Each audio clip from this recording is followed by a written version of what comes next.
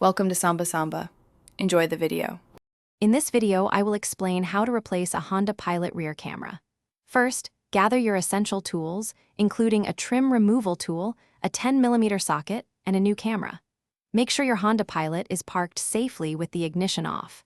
This preparation ensures a smooth and efficient replacement process. Having the right parts and tools ready saves time and prevents frustration. Let's get started with the first step.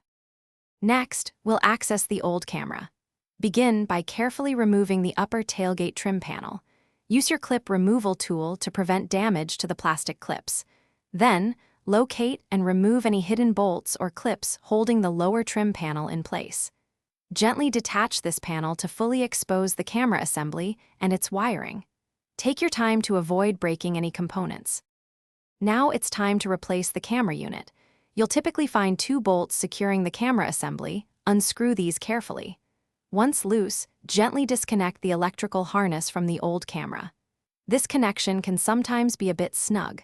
Then, connect your new rear camera to the electrical harness, ensuring a firm and proper fit.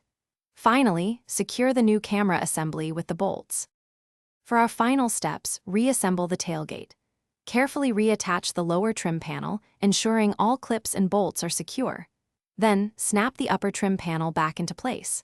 Once everything is secure, turn on your vehicle and test the new rear camera's functionality. Make sure the image is clear and the guidelines appear correctly.